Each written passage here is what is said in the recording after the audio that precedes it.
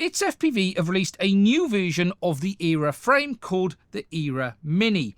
Now, in this video, I'm going to give you an overview of what this new version of the Era is all about. We're going to take a look at the frame, we're going to assemble it, and then at the end, I'm going to share with you my thoughts. Now, I'm not really going to call this a review as such because I haven't flown it. I'm going to show you what this new frame is about. ItsFPV did send these over to me for free to take a look at. However, they haven't paid me to make this video. They haven't seen this video before it's been published. And as always, my thoughts are entirely my own. More than anything, I just want to show you what's changed because I always liked the Era, and hopefully we can see a lot of that DNA in the new Era Mini. So, the new Era Mini is a 3.5-inch version of that original Era frame. They've basically compressed that Era down into a smaller platform, but it still has all of the great features that people liked about the 5-inch versions.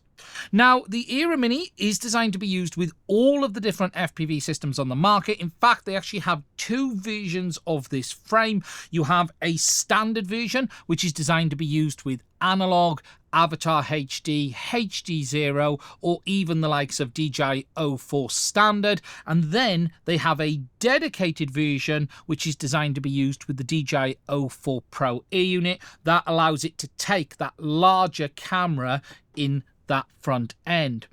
Obviously, depending on your digital FPV setup will depend on which frame you should choose, and it is just worth me noting that if you're an O4 Pro user but you've modified your camera down to standard fitment, you should go with the standard version of the frame as well. The O4 version is designed for the stock O4 Pro camera and air unit as it comes from the factory.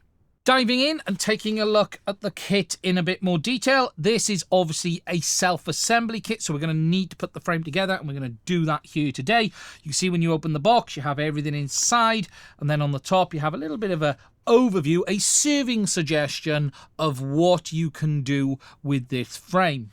Now, obviously, this is still an Era, and if you've seen the Era before, it does have a few unique features compared to some of the other frames available on the market. One of the biggest being that it has this fully molded front end. This offers an incredible amount of strength. This is what dictates the size of the camera you're going to be fitting. So for instance, this is the standard version. So this has enough space in there for a 19mm standard camera. However, if you wanted the DJI version, you can, and they include that different front end. Looking through everything in the kit, you can see we've got all of our carbon fiber parts, which I'll get unbagged in a minute, and we'll take a look at the thicknesses and go through in a bit more detail. We have our arms, we have our bags of screws and accessories.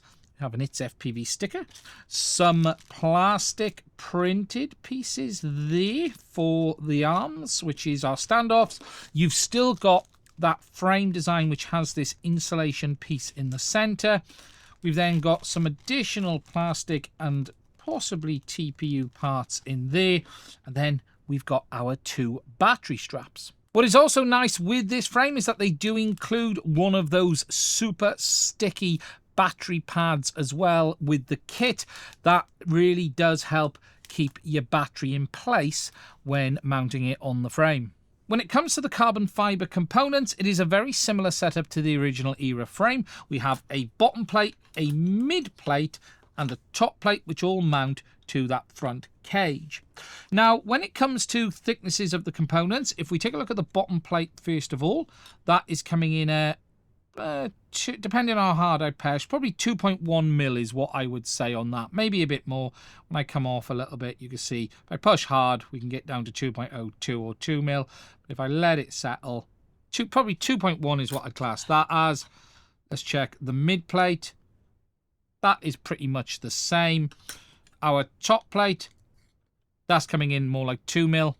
And then our arms, which are quite thick, are coming in at 4mm. When it comes to the arms and motor compatibility, this frame has been designed in cooperation with T-Hobby, and it is designed to be used with T-Hobby's ItsFPV 1604.5 motors. However, you could use it with any motor as long as it's got the 12x12mm M2 mounting. It is not compatible though with 9x9mm motors. As I mentioned earlier, one of the things that does make this frame so strong is this nylon front camera cage. This is now a molded piece. It has the inserts pre-molded into it. It offers a huge amount of protection up front for your camera, and it is incredibly strong as well, and it is one of the real nice features of the ItsFPV era frames. Now, when it comes to assembly, it's very similar to the original era. What we have is our front camera cage that mounts on there like that. We then have our arms that mount on all the corners, and this is all then held together with this piece in the middle. If I just show you this, this is thicker than the actual arms. It has foam in the middle, but what happens is this compresses down and helps lock everything together in the frame when you assemble it. So if I just pop that there, all of these lock in just like that, and then our mid plate goes on the top. That compresses it all down. Then we have two standoffs at the rear. Our top plate mounts like that, and then that is pretty much the frame assembled. Now, I'm not going to walk you through it step by step, but I will record the assembly so you can see how I get on.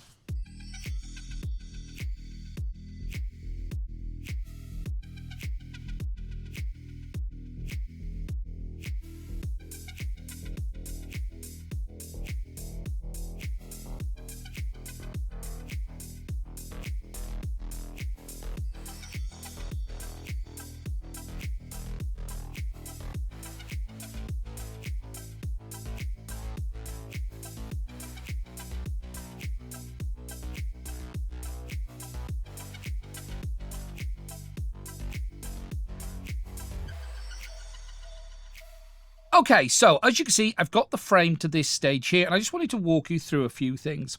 Now, I put this together the hard way. There are a couple of things you can do on the assembly of this to make your life a little bit easier, especially these captive nuts. There are 5 of them that go into the mid plate. I would strongly advise pulling them in before you assemble the frame like this.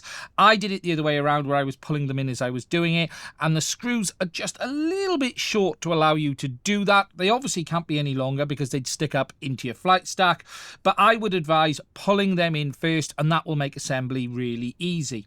You can see, with regards to the screws used, we've got the button heads, 5 of them up front. We've then got our standard head there. We've got our standoffs at the back. I have put in the 20 by 20 mount for the flight controller. You can, though, do 25 by 25 as well. And in fact, I'm going to need to swap it to 25 by 25 for the flight controller I'm going to use on this build. One thing I will note, though, is you do need to put these in before putting the frame together. Just note that in the assembly, this is done between the plates. So to change that, I am going to actually have to take those 5 screws out and swap over the standoffs. Height-wise, with regards to your total height available, if we just look up the back to the standoff at the rear, you've basically got 21 mil of height between the bottom and the top plate, but obviously your screws will dictate how much height you actually have. There's a little list there. With regards to the space for the flight controller, we'll have a look at that when I mount one in a minute just to show you, but obviously the flight controller goes there. There is space for a VTX up the back, and we do have some screw holes for that as well. So for instance, there is 25 mounting pattern and a 20 mounting pattern up the back end too, which is going to allow you to mount whether it be your Avatar HD, DJI. About the only thing you're probably going to need to keep an eye on is how your ESC layout is. We'll talk about that as I put this together in a minute, but you just want to be careful of where it sticks out just to make sure that there is plenty of space to put things together. Obviously, this frame has that nylon front end, which fits on really nicely like that. And at this point, it is absolutely solid. It really is a real nice hard frame. You can see that piece that's gone in there has compressed up lightly. And yeah, very, very nice. Now, when it comes to your choice of flight controller, ESC or stack on this, that is obviously down to your personal preference. There is a few nice options. The KISS Ultra Mini is going to be a real nice choice from a flight controller perspective to have on this frame, 20 by 20 mounting. You've also got things like the HD0 Halo kit. This is a nice kit that will fit this frame. I can just show you the mounting of the ESC will actually go in pretty much any orientation. You can just get it in that way there with your battery wires down the front, but you can also mount that side on as well, which will fit, and this is probably the best way of doing it for a frame of this size. However, if you want to keep the weight down, an AIO is going to be a real nice solution, and the new HD0 Gamma I think is almost perfect for this. It is a 25 by 25 mounting pattern, so we are going to need to move the screws to be able to fit them, but that is a AIO with everything on board. It has everything you need from a flight controller perspective, and it has Express LRS on board as well. The Gamma doesn't have HD0 built in, so you can use this with any digital VTX that you want to, and it is just a real nice fit for a frame of this size. When it then comes to VTX spacing, obviously you are going to have to be a little bit careful depending on your choice of controller. The bigger issues are going to come with things like this. So for instance, if I just mount the HD0 Halo on there and I grab a Moonlight from Avatar, you can see that they do bind. There's not enough space there for both of them. Although if you were to mount it side on, we should just be able to get that in. There you go. You can see that it will fit, and there's enough space down there to be able to get your wiring in. However, as I did mention already, I think something like the Gamma is a real nice option because there is tons of space there. Just move that camera cable down to there. I can't actually mount it because I don't have the 25 by 25. If we just flip it round like that, you can see that would be about there, that there is again tons of space for getting this all in.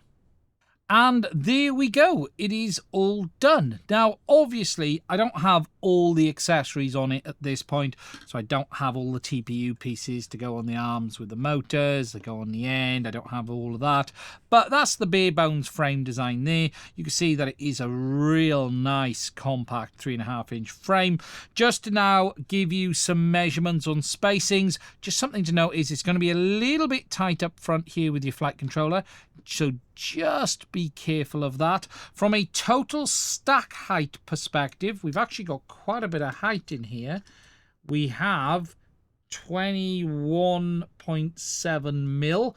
We've then got on the included nuts and screws, we have 17 mil to the very top, 17.2 mil to the very top. So you're just going to need to mount that. When you're talking here, you are going to need to be a little bit careful. We've only got, what we got there, 8 mil between the standoff and the front. And then when it comes to mounting your VTX, your stuff in the back, there is mounting holes underneath there. Space-wise, up to, say, that point there, you've got 39 mil, so there is a bit of space. With regards to weight, let's get it on my magic white powder scales. Let's just pop it on here and see what it comes up as. Yeah, 50 grams. Let's pop it on. So the frame is coming in at just 90.30 grams as you see it there. Obviously, the weight's going to come up as you introduce additional components, but that isn't too bad at all. They also make for this frame a bunch of accessories for things like your action camera mount. You'll notice that there's a non-standard fitting here. ItsFPV have their own range of mounts available for things like the DJI Osmo Nano. You can see here it's a 3D printed mount. This mounts into that area there. Mounts on the top. It is a prefixed angled mount, really nicely printed. I actually quite like how well their prints come out.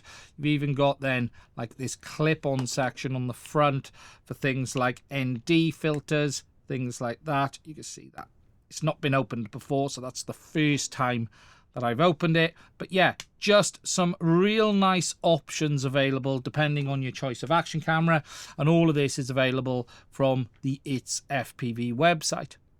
The Era is available directly on ItsFPV website. If you go over onto their frame section, you will see the original Era there. I will put a link to my review of that in the description down below. That's available for £90, and the new Era 3.5 Mini is available for £67. As I've said earlier, it's available in two different versions. You've got the 04 Pro version, and then you've got the standard version. You also have different cage colors available as well. So you can have a black cage, a green cage, or a pink cage, depending on your choice. And if we go over to the standard version, the cage color choices are orange, the grey, like I've shown you here today, the blue, or the white.